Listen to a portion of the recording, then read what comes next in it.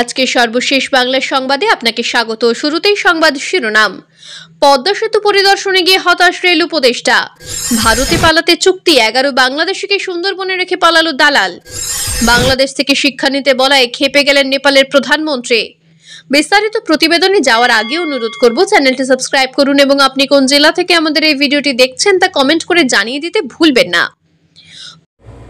বাংলাদেশ আওয়ামী লীগের এই পতনে আর কিছু ভালো হোক না হোক, একটা জিনিস দৃশ্যত ভালো হয়েছে, একটা জিনিস একদম দৃশ্যত ভালো হয়েছে। দেখেন, বাংলাদেশের প্রধান যে দুইটা রাজনৈতিক দল, তাদের মধ্যে একটা দলকে যারা লিড করেন, মানে বেগম খালেদা জিয়ার ছেলে তারেক রহমান, তিনি কালকে যে বক্তব্য দিয়েছেন, আমার মনে হয় যে পুরো বিএনপি সারপ্রাইজ হয়েছে, পাশাপাশি ডক্টর ইউনূস সাহেব সারপ্রাইজ হয়েছে, উপদেষ্টারা সারপ্রাইজ হয়েছে, আরও সবচেয়ে বেশি সারপ্রাইজ হয়েছে জামায়াত ইসলাম। কারণ এই মুহূর্তে বিএনপির সামনে আওয়ামী লীগ না, সবচেয়ে বড় বাধার নাম হচ্ছে জামায়াত ইসলাম, এবং তাদের যে ইসলামিক দলগুলো আছে তারা কিন্তু একটা জোট হতে যাচ্ছে।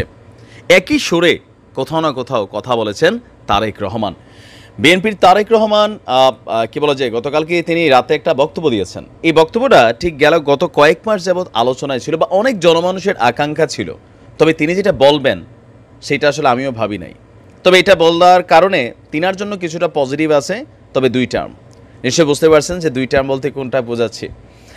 আমরা দেখছিলাম যে আমাদের যারা বিভিন্ন রাজনৈতিক দলগুলো আছে বা সাধারণ বৈষম্যবিরোধী ছাত্র আন্দোলনের যারা ছাত্ররা আছে বা আমজনতারা আছে, আমরা চাচ্ছি বাংলাদেশে যে রাজনীতির সুস্থ ধারাটাকে ফিরাতে একজন ব্যক্তি দুইবারের বেশি প্রধানমন্ত্রী হবে না।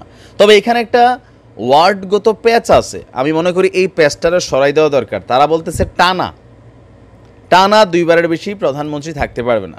তা আমার মনে হয় যে টানা না, কোনো ব্যক্তি দুইবারের বেশি এমনিও প্রধানমন্ত্রী থাকতে পারবে না, যেটা মার্কিন যুক্তরাষ্ট্রে হয়।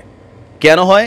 কারণ একজন ব্যক্তি যদি টানা দুইবার প্রধানমন্ত্রী থেকে যান, মানে টানা না, একবারের পরও আরেকবার, তাহলে এই দলটার মধ্যে পরিবারতন্ত্র যেইকা বসে।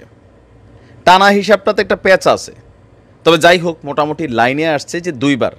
তো এখন এই হিসাবে বেগম খালেদা জিয়া তিনি আর প্রধানমন্ত্রী হতে পারবেন না। প্রধানমন্ত্রী হবে কে? আপনার তারেক রহমান। আর খালেদা জিয়ারও বয়স হয়েছে, তিনার রেস্টও দরকার। তো তারেক রহমান বলছেন যে আপনার বাংলাদেশে আর যেন কোনোদিন কেউ ক্ষমতাকে কুক্ষিগত করে স্বৈরাচারী না হয়ে উঠতে পারে, সেইটা নিশ্চিত করতে বিএনপি সংবিধানে এমন ব্যবস্থা রাখতে চায় যাতে কেউ যেন পরপর দুইবারের বেশি প্রধানমন্ত্রী হতে না পারেন। তা আমি মনে করি পরপর শব্দটা বাদ দিয়া দুইবারের বেশি প্রধানমন্ত্রী হতে না পারেন, তাহলে দলগুলোতে গণতন্ত্র কাজ করবে। আর নয়তো যে বিএনপি আজন্ম তারা তাদের ফ্যামিলি থেকে প্রধানমন্ত্রী হবে, আওয়ামী লীগ আজন্ম তাদের ফ্যামিলি থেকে প্রধানমন্ত্রী হবে, বাকিরা মন্ত্রী হবে, এমপি হবে, মারামারি কাটাকাটি করবে। এই দুইটা পরিবারের কাছেই ক্ষমতা থেকে যাবে, যেটা জামাতের মধ্যে আবার নাই, জাতীয় পার্টির মধ্যে এটার আছে। আপনার আজকে জাতীয় সংসদ নির্বাচনের প্রস্তুতি নিতে লন্ডন থেকে অনলাইনে একটা কনফারেন্স করেছেন তিনি।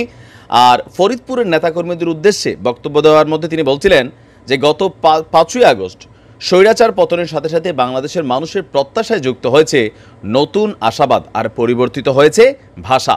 এই পরিবর্তিত নতুন ভাষা পড়তে এবং বুঝতে হবে, আর আশাবাদকে বাস্তব রূপ দিতে হবে। সেটা না পারলে ছিটকে পড়তে হবে। আমি বারবার বলছিলাম, দলীয় যারা প্রধান আছেন তারা কিন্তু বাতাসটা বুঝতেছেন, কারণ তারেক জিয়া এই মুহূর্তে লন্ডন আছেন। গতকালকেও দেখছেন এসালমের সেই গাড়িতে এই যে কক্সবাজারের যেই এমপি, দীর্ঘদিন যাবৎ এমপি না, সাবেক এমপি, বিএনপি নেতা সালাউদ্দিন, এত মানে পানি টানি ঘোলাইয়া বাংলাদেশে এসে কালকে আসালমের গাড়ি তিনি চড়ছেন। এটা নিয়ে বিভিন্ন মানুষ বিভিন্ন বক্তব্য দিচ্ছেন। বিএনপির লোকেরা যে তিনি কি জানবেন না কেন ভাই? এসব ওই তেলমারা যুক্তি বন্ধ করেন, যেটা রিয়েল এটা রিয়েলি। ইভেন এই গাড়িগুলো যারা বার করছে, বিএনপি তাদের জায়গা থেকে শক্ত একটা প্রতিক্রিয়া দেখেছে। চট্টগ্রাম দক্ষিণের সম্ভবত পুরো বিএনপির কমিটি বিলুপ্ত করে দিয়েছে। কারণ কি, শুরু হয়ে গেছে বিভিন্ন জায়গায় এই যে মারামারি, ছিনতাই, লুটপাট, তারপর হচ্ছে ধাওয়া পাল্টা দেওয়া, নিজেরা ক্ষমতাকে পুঞ্জীবিত কইরা 20 জন আহত, মার্ডার হয়ে যাচ্ছে। তো এগুলা যেগুলো হচ্ছে, এইটি তারেক রহমান বুঝাইতেছেন যে নতুন এই পরিবর্তিত ভাষাটাকে বুঝতে হবে, মানুষ কি চায়। আর বিএনপি যখন এগুলা করতেছে, জামাত অটোমেটিক একটা পজিটিভ প্ল্যাটফর্ম পাচ্ছে। যে দেখো জামাত কত শান্ত, কত সুন্দরভাবে তারা কথা বলছে, কত সুন্দর ব্যবহার করছে। আর বিএনপির তারা কি করতেছে, সব খবর কি নিউজে আসে। আর আমার এলাকায় এখনও বিএনপি ক্ষমতায় আসে নাই, কিছু চোর ডাকাইত এগুলো ধরেন রাস্তাঘাটে যা শুরু করছে। আমার নিজের এলাকার কথাই বললাম। তো সেই ক্ষেত্রে ক্ষমতায় আসলে কি করবে? তো আমাদের যারা এলাকার সাধারণ মানুষ, তারা কি এগুলো পছন্দ করতেছে? তারা বিএনপি করে এমনও লোক তিনিও বলতেছেন বিএনপি আসার দরকার নেই, কারণ কি তিনি ভদ্র মানুষ, তিনি জানেন বিএনপি আসলে তিনি দলের কাছে মূল্যায়ন পাবেন না, এরা এখানে হাইব্রিড হয়ে জায়গা বসবে। তো যাই হোক, পরিবর্তিত ভাষাটা বিএনপির আসলেই বোঝা উচিত। আর আমি তারেক রহমানকে ধন্যবাদ জানাই যে তিনি এই বিষয়টাতে সম্মতি প্রকাশ করেছেন, কোনটা যে পরপর, বাট আমি মনে করি এই পরপরটাও বাদ দিয়া 2 বারের বেশি একজন লোক প্রধানমন্ত্রী হতে পারবে না, তাহলে পরিবারতন্ত্রের যে রাজনীতিটা সেইটা নাই হয়ে যাবে। কারণ প্রধানমন্ত্রী যদি হয় টানা 2 বার, তো ধরেন এরপর আবার অন্য একজন হইলো, আর একটা দল তো টানা 3 বার ক্ষমতায় থাকে না, থাকতে গেলে স্বৈরাচারী হয়ে আসে, বাংলাদেশের ইতিহাসে এটা সম্ভব না, তাই না? তো সেই ক্ষেত্রে 3 নাম্বার বার এমনিও আসবে না, তারা বোঝে, তো 4 নাম্বার হলে আবার আসবো, এটাও কিন্তু একটা কৌশলী বক্তব্য। তারপরও যতটুকু তিনি বলছেন ততটুকুতে আমি খুশি যে পরিবর্তনের জিনিসটা মাথাতে কাজ করে গেছে, এই ভাষাটা বোঝা জরুরি ছিল। ভালো থাকুন, বেস্ট অফ লাক। পদ্মা সেতু পরিদর্শনে গিয়ে হতাশ রেল উপদেষ্টা। দেশের প্রকল্পের উন্নয়ন ব্যয়ের সঙ্গে মানুষের ভাগ্যোন্নয়ন একত্র করা যাচ্ছে না বলে মন্তব্য করেছেন অন্তর্বর্তীকালীন সরকারের বিদ্যুৎ, জ্বালানি ও খনিজ সম্পদ মন্ত্রণালয়, সড়ক পরিবহন ও সেতু মন্ত্রণালয় এবং রেলপথ মন্ত্রণালয়ের উপদেষ্টা মোহাম্মদ ফাউজুল কবির খান। পদ্মা সেতু রেল সংযোগ প্রকল্প পরিদর্শন শেষে তিনি শনিবার সন্ধ্যে 7টার দিকে মুন্সিগঞ্জের লৌহজং উপজেলার মাওয়া রেল স্টেশনে সাংবাদিকদের সঙ্গে মত বিনিময়কালে কথা বলেন। এই সময় তিনি বলেন, উন্নয়ন ব্যয়ের সঙ্গে মানুষের উপকারের কোনো সূত্র নেই। তিনি বলেন, রাজপথে হতাশার কারণ একদিকে বলা হচ্ছে দেশের জিডিপি বাড়ছে, জিডিপির গ্রোথ বাড়ছে, কিন্তু মানুষ এটার সুফল পাচ্ছে না। উপদেষ্টা বলেন, পদ্মা সেতু রেল সংক্রান্ত প্রকল্পে প্রায় 39,000 কোটি টাকা ব্যয় হয়েছে, কিন্তু এর আউটপুট সেই তুলনায় কতটুকু তা দেখার বিষয় রয়েছে। প্রকল্পটির ভাঙা পর্যন্ত চালুর হওয়ার 6 মাসের আয় থেকে অনেক কিছু বোঝা যায়। কিভাবে সর্বোত্তম ব্যবহার করা যায় তা দেখার জন্য রেল বিভাগকে নির্দেশ প্রদান করেছেন তিনি। রেলপথ উপদেষ্টা বলেন, এসব শ্বেতহস্তি প্রকল্প সম্পর্কে পরিকল্পনা উপদেষ্টার সঙ্গে আলোচনা করা হবে, তবে অতীতের ব্যাপারে এখনো কিছু করা নেই, ভবিষ্যতের ব্যাপারে সঠিক সিদ্ধান্ত নিতে হবে। পরিদর্শনের অভিজ্ঞতা উল্লেখ করে উপদেষ্টা আরো বলেন, গ্যাস না থাকে সত্ত্বেও 9,000 কোটি টাকার খুলনা রূপসা বিদ্যুৎ প্রকল্প গ্রহণ কতটুকু উপকারে আসবে। এসব প্রকল্প বিদেশি ঋণ নিয়ে করা হয়েছে, সুদে আসলে ঋণ পরিশোধের ব্যাপার রয়েছে। তিনি আক্ষেপ করে বলেন, পদ্মা সেতু রেল সংযোগ প্রকল্পে যে রেল লাইন করা হয়েছে তা মানুষের কতটা উপকারে আসবে, যে পরিমাণ টাকা ব্যয় হয়েছে তা কতদিনে উঠে আসবে। এসব কারণেই তো মানুষের মধ্যে হতাশা। মানুষ বলছে উন্নয়ন হচ্ছে, কিন্তু উপকারে তো আসছে না। এ সময় মন্ত্রণালয়ের ঊর্ধ্বতন কর্মকর্তা উপদেষ্টার সঙ্গে উপস্থিত ছিলেন। প্রিয় ভালোবাসার দর্শক, শেখ হাসিনা কেমন শাসক ছিলেন? আপনার মূল্যবান মতামত কমেন্ট করে জানিয়ে দিন। এদিকে আরেকটি আলোচিত নিউজ হচ্ছে, ভারতে পালাতে চুক্তি 11 বাংলাদেশিকে সুন্দরবনে রেখে পালালো দালাল। গণ আন্দোলনের মুখে পদত্যাগ করে দেশ ছেড়ে সাবেক প্রধানমন্ত্রী শেখ হাসিনা এরপর থেকে অস্থিরতার মধ্যে রয়েছেন আওয়ামী লীগের নেতাকর্মীরা। দলীয় প্রধান দেশ ছাড়ার পর আত্মগোপনে চলে গেছেন আওয়ামী লীগের বেশিরভাগ নেতাকর্মী। অনেকে গোপনে দেশ ছেড়ে নিরাপদ আশ্রয়ের পরিকল্পনা করেছেন। ঠিক সেভাবে ভারতে পালানোর জন্য দালালের সঙ্গে চুক্তি করেন একদল বাংলাদেশি, তবে তাদের গন্তব্যে পৌঁছে না দিয়ে শেষ পর্যন্ত সুন্দরবনে ফেলে রেখে পালিয়ে যান দালাল। শনিবার ভারতীয় সংবাদ মাধ্যম আজকাল বাংলাদেশের এক প্রতিবেদনে জানানো হয়েছে, এতে বলা হয়েছে বাংলাদেশ থেকে পালিয়ে সুন্দরবনে আশ্রয় নেন 5 শিশু সহ 11 বাংলাদেশি। পরে বন বিভাগের কর্মীদের হাতে ধরা পড়েন তারা। বেআইনিভাবে ভারতে প্রবেশের অভিযোগে তাদের আলিপুর আদালতে পেশ করা হয়েছে। ভারতীয় সংবাদ মাধ্যম জানিয়েছে, বন বিভাগের হাতে আটক হওয়া সবার বাড়ি খুলনা। শেখ হাসিনা দেশত্যাগের পর অস্থিরতার মুখে ভারতে পালানোর চেষ্টা করেন তারা। তাদের দাবি, পরিস্থিতি এমন পর্যায়ে পৌঁছেছিল যে তারা পালাতে বাধ্য হন। এজন্য ভারতে আসতে চেয়ে এক দালালের শরণাপন্ন হন তারা।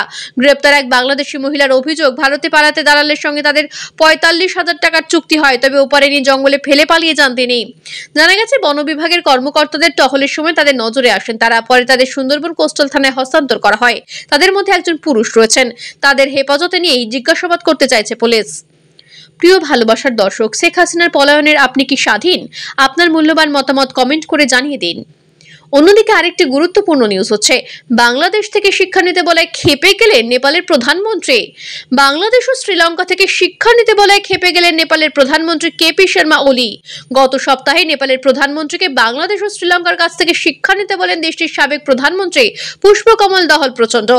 গণমাধ্যমের খবরে বলা হয়েছে, গত সপ্তাহে নেপালের সাবেক প্রধানমন্ত্রী পুষ্পকমল দহল প্রচন্ড বর্তমান প্রধানমন্ত্রী কেপি শর্মা ওলিকে উদ্দেশ্য করে বলেন, বাংলাদেশ ও শ্রীলঙ্কার কাছ থেকে শিক্ষা নিন। বাংলাদেশের রাজনৈতিক অস্থিরতা ও শেখ হাসিনা সরকারের পতন থেকে কিছু শিখুন। সাবেক প্রধানমন্ত্রীর এই কথার জবাব দিতে গিয়ে বর্তমান প্রধানমন্ত্রী কেপি শর্মা ওলি বলেন, আমি কি ভয় সৃষ্টি করতে 17,000 মানুষ হত্যা করেছি? আমি কি কারো মনে ভয় ঢোকাতে ডাকাতি করেছি? আমার ভয়ের কিছু নেই। তিনি খুব উচ্চ স্বরে আমাকে বাংলাদেশ শ্রীলঙ্কার কাছ থেকে শিক্ষা নিতে বলেছেন। আমি বলতে চাই, আপনি ভালো করে শিক্ষা নিন। এছাড়া বাংলাদেশের মতো নেপালে স্বৈরাচার শাসন বা এ ধরনের কোনো পরিস্থিতি নেই বলে দাবি করেছেন প্রধানমন্ত্রী কেপি শর্মা। এ কারণে নেপালে বাংলাদেশের মতো কিছু ঘটবে না। তিনি বলেন, বর্তমান নেপালে কোনো অব্যবস্থাপনা নেই। বাংলাদেশে কিছু হয়েছে মানে এই নয় নেপালেও হবে। নেপাল অন্য কোনো দেশের ফটোকপি নয়, এটি নিজস্ব ইতিহাস এবং ঐতিহ্য আছে।